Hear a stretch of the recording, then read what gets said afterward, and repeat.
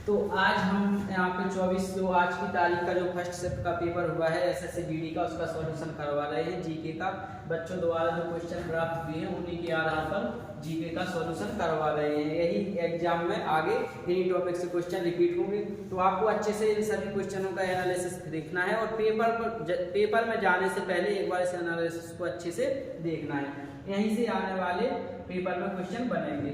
यहाँ पहला क्वेश्चन आर्य समाज से पूछा गया है। आर्य समाज से बनने वाले जितने भी क्वेश्चन, क्योंकि यहाँ बच्चों ने क्वेश्चन बताए हैं तो अच्छी तरह से वो क्वेश्चन बता नहीं पाते कि क्या पूछा गया है, लेकिन बस इतना ही पता चला है कि आर्य समाज से एक क्वेश्चन बना है। तो क्वेश्चन कैसे कैसे बन सकते हैं आर्य समाज से, यहाँ पर यहाँ पूछ सकता है आर्य समाज के संस्थापक कौन थे।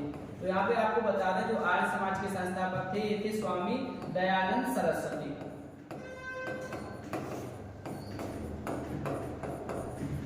अब इसकी स्थापना भी पूछ सकता है कि स्थापना कब हुई, तो इसकी स्थापना हुई 1875 में। 1875 आगे की शिफ्ट में अगर पूछ सके तो उसका स्थान भी पूछ ले। आर्य समाज की स्थापना कहाँ पर हुई, तो आपको बताना है 1875 में मुंबई में हुई है। इनके द्वारा और भी इन्होंने एक सत्यार्थ प्रकाश इनकी रचना भी है। आगे दयानंद सरस्वती से क्वेश्चन बन सकता है सत्यार्थ प्रकाश के लेखक कौन है, तो आपको बताना सत्यार्थ प्रकाश के लेखक कौन है, स्वामी दयानंद सरस्वती। इसके अलावा एक क्वेश्चन बन सकता है, इन्होंने एक कोटेशन दिया था वेदों की ओर लौटो।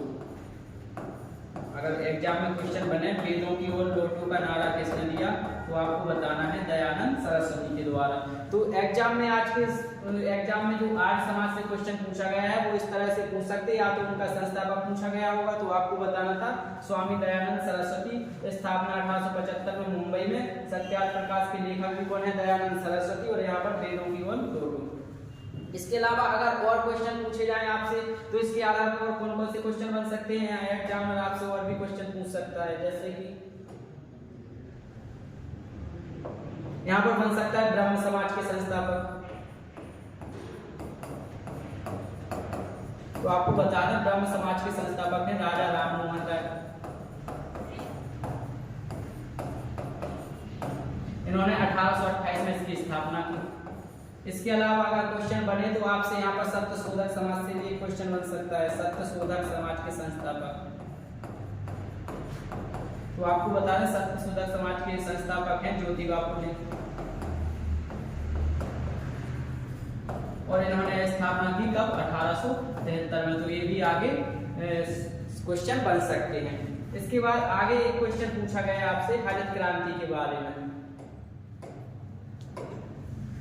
तो हरित क्रांति से क्या क्वेश्चन पूछा गया होगा, या तो इसका शुरुआत पूछी गई होगी, हरित क्रांति की शुरुआत कब हुई, तो आपको बता दें इसकी शुरुआत हुई 1966 से 67 के दौरान हरित क्रांति की शुरुआत हुई। ठीक है, हरित क्रांति के जनक कौन है, तो जनक में यहाँ पर अगर विश्व में बात की जाए तो विश्व में हरित क्रांति के जनक हैं एमएस स्वामीनाथन। सॉरी, विश्व में हरित क्रांति के जनक है doctor Norman E Borlaug. Doctor Norman E Borlaug ये कौन है, विश्व में हरित क्रांति के जनक। और भारत में अगर हरित क्रांति के जनक की बात की जाए तो भारत में हरित क्रांति के जनक हैं एमएस स्वामीनाथन। हरित क्रांति से कौन सी फसल सबसे ज्यादा प्रभावित हुई, किस फसल को सबसे ज्यादा वृद्धि हुई है, किसको बढ़ावा मिला है, तो आपको बता दें गेहूं को सबसे ज्यादा वृद्धि हुई है किसमें, हरित क्रांति से। तो हरित क्रांति से क्वेश्चन पूछे गए। आगे जो अभी सेकंड और थर्ड शिफ्ट और फोर्थ शिफ्ट के जितने भी पेपर हैं उन सभी के लिए आपको इन सब का एनालिसिस देखकर जाना है, क्योंकि इन्हीं टॉपिक के आधार पर आगे के क्वेश्चन बनाए गए होंगे। तो इस एनालिसिस को अच्छे से देखें। इसके बाद एक क्वेश्चन पूछा गया 2011 की जनगणना से एक क्वेश्चन आया है और बताया जा रहा है कि इसमें पुरुष साक्षरता दर पूछी गई। क्या पूछी गई, पुरुष साक्षरता दर।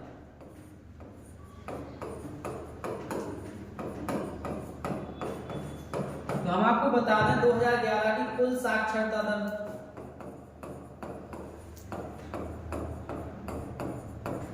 कुल साक्षरता दर है 74.04%।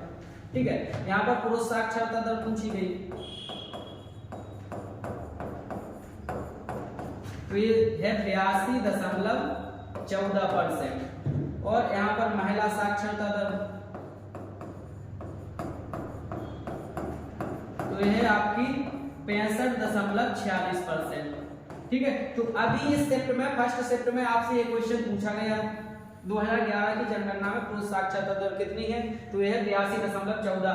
आगे की शिफ्ट में आपसे कुल साक्षरता दर पूछ सकता है 74.04%, या फिर आपसे पूछे महिला साक्षरता दर तो 65.46%।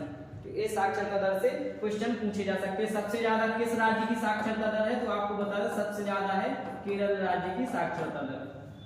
इसके बाद आपसे क्वेश्चन पूछा गया एक शास्त्रीय नृत्य से संबंधित क्वेश्चन आया है और इसमें कथक के बारे में पूछा गया है। कथक कहाँ से संबंधित है, तो आपको बता दें जो शास्त्रीय नृत्य कथक है उत्तर प्रदेश से संबंधित है। ठीक है, तो इसका सही आंसर था उत्तर प्रदेश। अब इसके बाद आगे पूछ सकता है जैसे भरतनाट्यम पूछ ले। भरतनाट्यम कहाँ से संबंधित है, तमिलनाडु से। कथकली पूछ सकता है आपसे, कहाँ का है कथकली, केरल का। इसके अलावा आपसे मोहिनीअट्टम भी पूछ सकता है एग्जाम में, तो ये भी कहाँ का है, केरल का। ठीक है, एक पूछ सकता है आपसे कुचिपुड़ी। कुचिपुड़ी कहाँ का है, आंध्र प्रदेश का। एक आपसे पूछ सकता है मणिपुरी, ये कहाँ का है, ये मणिपुर का है। और एक आपसे पूछ सकता है ओडिसी, ये कहाँ का है, उड़ीसा का है। इन सभी को अच्छे से पढ़ लें, हो सकता है तो इसकी स्क्रीनशॉट भी ले लें। आगे की शिफ्ट में इनसे यहाँ से क्वेश्चन बन सकता है, आपसे पूछ ले भरतनाट्यम तमिलनाडु, कथकली केरल, मोहिनीअट्टम केरल, कुचिपुड़ी आंध्र प्रदेश, मणिपुरी मणिपुर और ओडिसी ओडिशा। तो ये सब शास्त्रीय नृत्य आपसे आगे की शिफ्ट में पूछ सकता है। इसके बाद अगला क्वेश्चन यहाँ पे पंचवर्षीय योजना से बना है, तो पंचवर्षीय योजना को भी अच्छे से पढ़ के जाना है। यहाँ पर पंचवर्षीय योजना में ग्रोथ पूछा गया था कि ग्रोथ कितनी हुई है, तो आपको बताया 6.8% इसका आंसर था।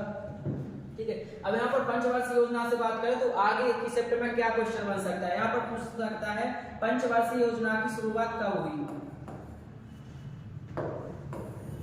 क्वेश्चन बनेगा पंचवर्षीय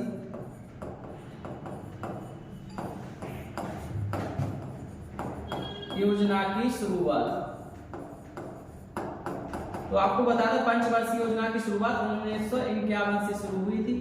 यहाँ पर पूछा जा सकता है पहली पंचवर्षीय योजना किस मॉडल पर आधारित थी।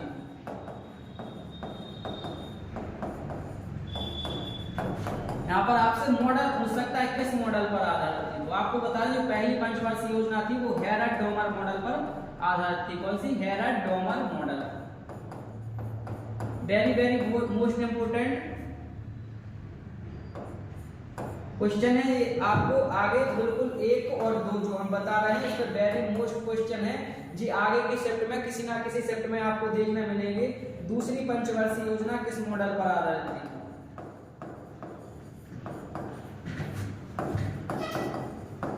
इसका मॉडल कौन सा हो जाएगा, इसका मॉडल होगा पीसी महालनोबिस।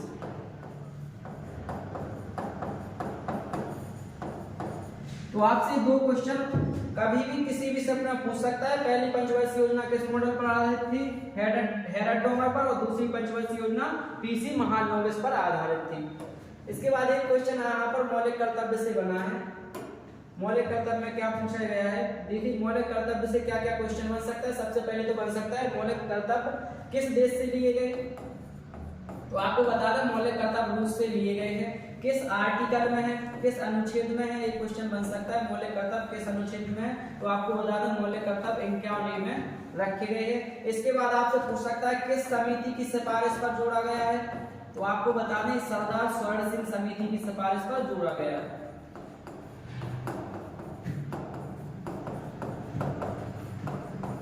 इसके बाद आपसे क्वेश्चन पूछ सकता है किस भाग में रखा गया है इसको, तो आपको बता दें इसको भाग 4 का में रखा गया है। एक क्वेश्चन बन सकते हैं यहाँ से मौलिक कर्तव्य से। ठीक है, और इसके बाद आपसे पूछा जा सकता है मूल संविधान में, वेरी मोस्ट इंपोर्टेंट क्वेश्चन करके लिख लेना इसको, एग्जामिनर क्वेश्चन बनाएगा मूल संविधान में कितने मौलिक कर्तव्य थे।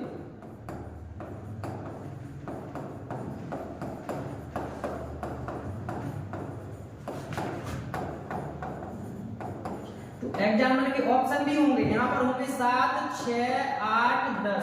तो कई बच्चे इसको 7 लगा के आएंगे, कई 6 लगा कर आएंगे, जबकि आपको बता दें मूल संविधान में मौलिक कर्तव्य एक भी नहीं थे। तो इस क्वेश्चन से आपको बचना है, अच्छे से पढ़ना है इसको। एग्जाम में ये क्वेश्चन बिल्कुल बनाएगा किसी ना किसी शिफ्ट में।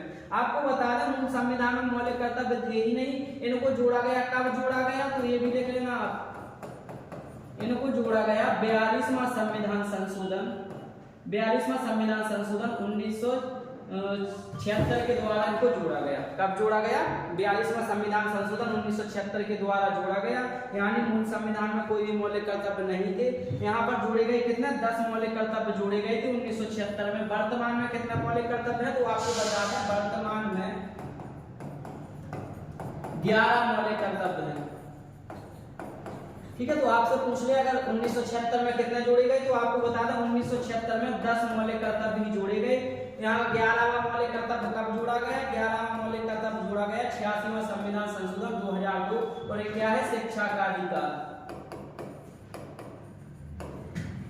कैसा शिक्षा का अधिकार? 6 से 14 वर्ष के बच्चों को निःशुल्क व अनिवार्य शिक्षा का प्रावधान, और इसे रखा गया आर्टिकल 21 में। ठीक है, तो मौलिक कर्तव्य से संबंधित ये सब क्वेश्चन बन सकते हैं। अगर आप इस वीडियो को अच्छे से देखकर जाएंगे तो मौलिक कर्तव्य से बनने वाले जितने भी क्वेश्चन होंगे सभी को सॉल्व कर सकते हो आसानी से। ठीक है, अगला क्वेश्चन देखते हैं। यहाँ पर एक क्वेश्चन पंचायती राज से पूछा गया है और क्वेश्चन बना है यहाँ से संविधान का क्वेश्चन है, पंचायती राज किस भाग में है? संविधान के किस भाग में है पंचायती राज? तो आपको बता दें संविधान का जो भाग 9 है, भाग 9 पंचायती राज से संबंधित है। इसके बाद कुछ इंपोर्टेंट भाग हैं जो कि एग्जाम में पूछे जा सकते हैं। कौन कौन से भाग हैं वे? जैसे आपसे पूछ सकता है भाग 3, कौन सा? मौलिक अधिकार। इसको मैग्ना कार्टा के नाम से जाना जाता है। अगर कभी एग्जाम में क्वेश्चन बनाए मैग्ना, किस भाग को मैग्ना कार्टा कहा जाता है तो भाग 3 मौलिक अधिकारों को मैग्ना कार्टा के नाम से जाना जाता है। भाग 4 बहुत ही इंपोर्टेंट हो सकता है, अभी सेकंड शिफ्ट में आपको देखने को मिल जाए, राज्य के नीति निर्देशक तत्व। भाग 4 में क्या है? राज्य के नीति निर्देशक तत्व। आपसे पूछेगा राज्य के नीति निर्देशक तत्व किस भाग में है तो आपको बताना है भाग 4 में। इसके बाद और इंपोर्टेंट एक भाग है भाग 8 केंद्र शासित प्रदेश। आपसे पूछा जाए केंद्र शासित प्रदेशों से संबंधित कौन सा भाग है तो आपको बताना है भाग 8 केंद्र शासित प्रदेशों से संबंधित है। इसके बाद इंपोर्टेंट है भाग 15। भाग 15 में क्या है? भाग 15 में है निर्वाचन। भाग 17 में है राजभाषा। और इसके बाद भाग 20 याद रखना संविधान संशोधन। इनको अच्छे से नोट कर लेना, ये आगे वाली शिफ्ट में एग्जाम में देखने को जरूर मिलेंगे क्वेश्चन। ये बहुत ही इंपोर्टेंट भाग है संविधान के। इसके बाद देखते हैं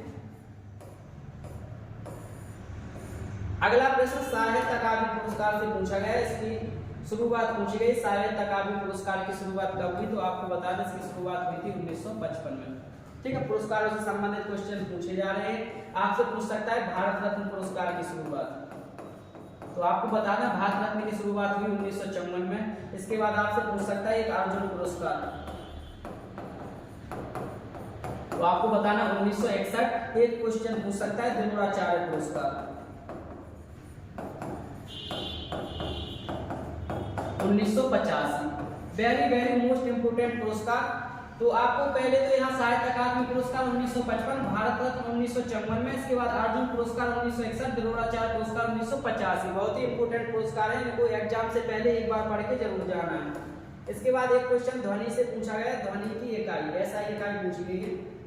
तो आपको बता दें ध्वनि की एसआई इकाई होती है डेसिबल। ठीक है, ये साइंस का क्वेश्चन है। एक दो क्वेश्चन साइंस की बनेगी एग्जाम में, साइंस को पढ़ के जाए। कुछ मात्रक याद कर लेना, जैसे प्रतिरोध का मात्रक ओम, इसके बाद विद्युत धारा का मात्रक एम्पियर।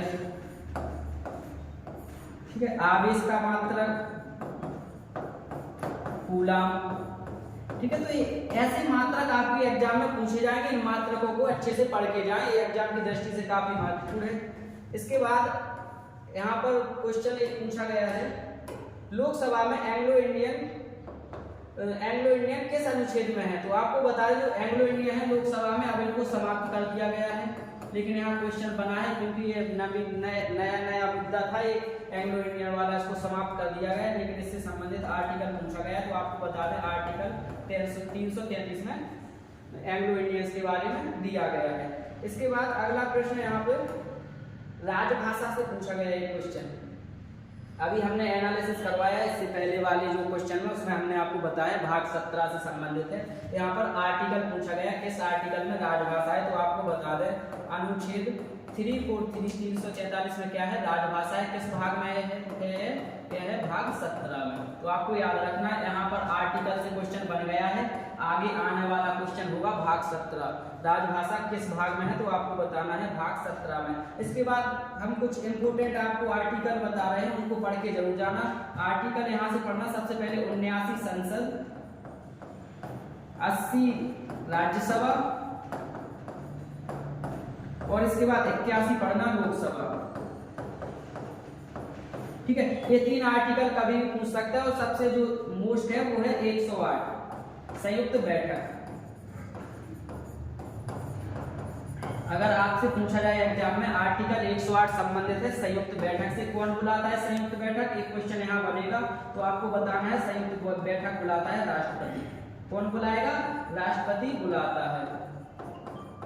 इसके बाद अगर पूछा गया इसकी अध्यक्षता कौन करता है, संयुक्त बैठक की अध्यक्षता, तो आपको बता दें संयुक्त बैठक की अध्यक्षता करता है लोकसभा अध्यक्ष। ये आपसे क्वेश्चन आगे के शिफ्ट में बनेगा ही बनेगा, तो जितना भी हम बता रहे हैं सबको अच्छे से नोट कर ले और इनको सबको पढ़ के जाना है एक बार। ठीक है, इसके बाद एक राज्यपाल से पूछा गया,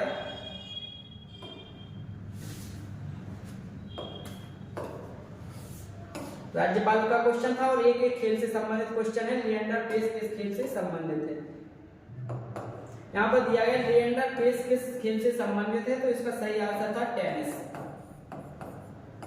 इतना ही क्वेश्चन जीके के पूछे गए। ये क्वेश्चन है, आपको कमेंट बॉक्स में इसको कमेंट करके लिखना है, क्वेश्चन हम आपके लिए छोड़ रहे हैं, इसको आपको कमेंट बॉक्स में लिख के बताना है। और जैसे ही सेकंड शिफ्ट का पेपर खत्म होगा हम उसका एनालिसिस भी लेके आएंगे, और उस एनालिसिस में हम इसका आंसर भी आप लोगों को बताएंगे। इसका आंसर आपको लिखना है कमेंट बॉक्स में। एक आपके लिए होमवर्क क्वेश्चन समझिए। ठीक है, इसके बाद ये जीके के इतने ही क्वेश्चन पूछे गए, और जितना भी हमने एनालिसिस करके बताया जीके के क्वेश्चंस का, उन्हीं से संबंधित, उन्हीं टॉपिक से संबंधित जीके के क्वेश्चन पूछे जाएंगे। तो आप एक बार वीडियो को अच्छे से देखकर जाएं, पेपर दें। ऑल द बेस्ट, मिलते हैं अगले शिफ्ट के पेपर में।